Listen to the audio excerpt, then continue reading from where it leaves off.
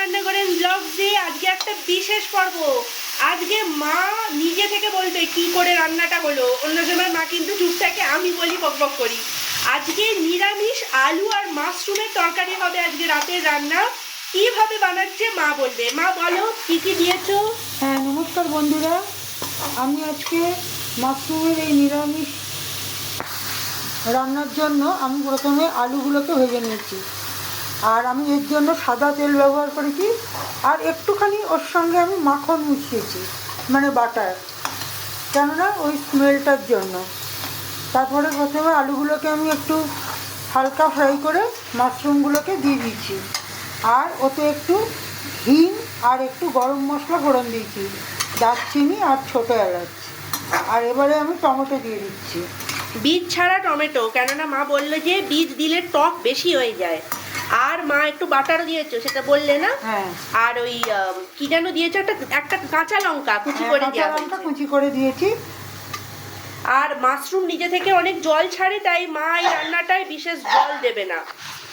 Mushroom অনেক জল ছাড়ে, তাই রান্নাটায় নিজে থেকে জল দেয়া হবে না, ও নিজস্ব জলই ও ছাড়বে। হ্যাঁ, রান্নাটায় জল ছাড়া মানে মোটামুটি করা যাবে, কিন্তু যদি প্রয়োজন হয় একটুখানি জল লাস্টে আমরা দিলেও দিতে পারি। আর সাদা তেলে হচ্ছে রান্না। হ্যাঁ, সেটা আলুর ওপর ডিপেন্ড করছে।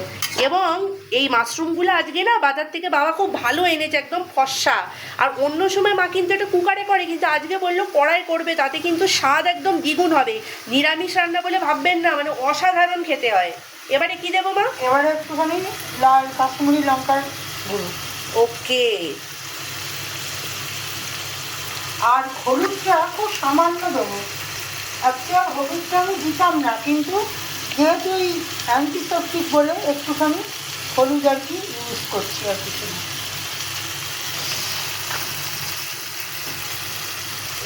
এবারে এটাকে মিলিয়ে দেবো। ভালো করে মিক্স হয়ে যাচ্ছে, আর আমি এখানে গন্ধ শুকছি দাঁড়িয়ে দাঁড়িয়ে। আপনারা তো বুঝতে পারছেন না কি অসম্ভব ভালো খেতে হবে এই ব্যাপারটা, মানে জিভে জল চলে আসছে এখনই। আর আমাদের চ্যানেলটা ভালো লাগলে কিন্তু লাইক, আর ভিডিওটা ভালো লাগলে কমেন্টে জানাবেন। চ্যানেলটা সাবস্ক্রাইব করতে কিন্তু ভুলবেন না। আপনারা পাশে থাকলে আরও অনেক দারুণ দারুণ রেসিপি নিয়ে কিন্তু আমরা আসবো। আর আমার মা খুব ভালো কালারিং করে, তো সেগুলো রিল আমি ইনস্টাগ্রামে দিচ্ছি, সেগুলো দেখতে কিন্তু ভুলবেন না।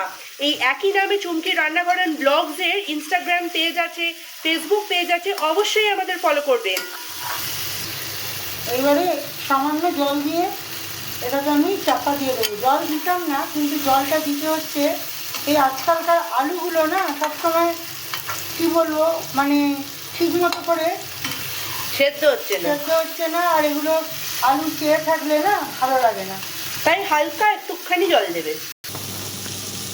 গ্যাসটা আস্তে করে মা জলটা এবারে দিয়ে দেবে, ছাস করে আওয়াজ হবে। এই হলো গিয়ে রান্নার আসল গন্ধ, স্বাদ আর আওয়াজ।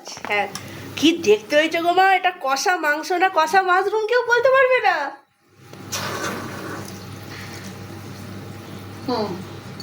এবারে নুন দেবো, নুন দেবে।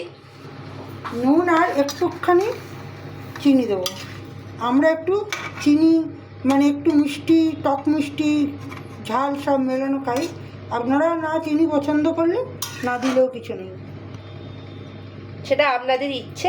আমরা একটু মিষ্টি দিই। আমি এই চলে যাচ্ছে নুন, পরিমাণ মতো নুন দিয়ে দিচ্ছি।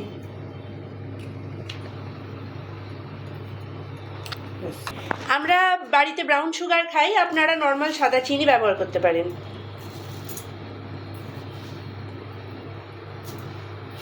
হয়ে গেল। এবারে ভালো করে মিক্স করে দেবো, তাই তো মা? আর গরম মশলা দেবো। আচ্ছা, একটু গরম মশলাও দেবে। আচ্ছা, এবারে এটাকে ঢাকা দিয়ে দেবে, তাই ঢাকনাটা নিয়ে আসুক মা। করে কতক্ষণ রান্না হবে মা এটা?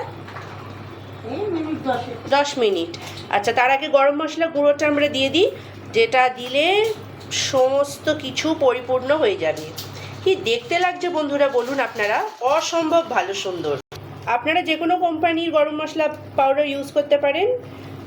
অল্প মতন দিয়ে দিলেই হলো, এই 1 চামচ মতন দিলেই হলো। একটু হালকা ঝাল আছে। হ্যাঁ, মানে গরম মশলাতে একটু ঝাল থাকে, সেটা আপনারা বুঝে দিয়ে দেবেন বাড়িতে বাচ্চা থাকলে। এটা অর্গানিক গরম মশলা। হ্যাঁ, দারুণ লাগছে গন্ধটা মা এবারে, মানে রুটিটা কতক্ষণে ছিঁড়বো আর ডোবাবো আর খাবো, উফ। আর সাথে একটু কাঁচা লঙ্কা নেবো, বেশ কামড়ে কামড়ে, জমে যাবে রাতের খাবার। আর চাপা দিয়ে দেওয়া হবে, আর 10 মিনিট হলেই আমাদের হয়ে গেল। যদি আপনারা চান একটু ধনেপাতা ওপর দিয়ে গার্নিশিং করতে পারেন। আর লাস্টে এই যে ফুটতে দিয়ে বা ফোটার পর যে সময় ইচ্ছে মানে একটুখানি কসুরি মেথি ক্রাশ করে দিয়ে দেওয়া হবে। তারপরে ঢাকনাটা দিতে হবে কিছুক্ষণ, যাতে ফ্লেভারটা ওতে লক হয়ে যায়। তাই আমরা এখনই দিয়ে দেবো কসুরি মেথিটা। যে এইটাকে একটু হাতে নিয়ে ভালো করে ক্রাশ করে দিয়ে দেব। এতে না একটা হোটেল মার্কা গন্ধ বেরোয়, এটা কিন্তু ঠিক কথা। এবারে চাপা দিয়ে দেব, নেড়ে দেবো একবার। হয়ে গেল মা তাহলে? হ্যাঁ হ্যাঁ, যা বলছিলাম, আমরা আজকে ধনেপাতা দিচ্ছি না, কিন্তু আপনারা চাইলে একটু গার্নিশিংয়ের সময় ধনেপাতা দিয়ে গার্নিশ করতে পারেন। আর গরম গরম রুটি দিয়ে খাবেন। ঠিক আছে, হয়ে গেল চাপা। 10 মিনিট হয়ে গেছে। এবারে মা দেখিয়ে দাও কমপ্লিটেড তরকারি। উফ, দারুণ। এই গ্যাস বন্ধ করে দিলাম। উফ, দুর্দান্ত হয়েছে আমাদের আলু মাশরুমের নিরামিষ তরকারি। তাহলে আর একটা রেসিপি নিয়ে খুব শিগগিরই ফিরে আসছি। পুরো ভিডিওটা দেখে জানাবেন কেমন লাগলো। ঠিক আছে, বাই।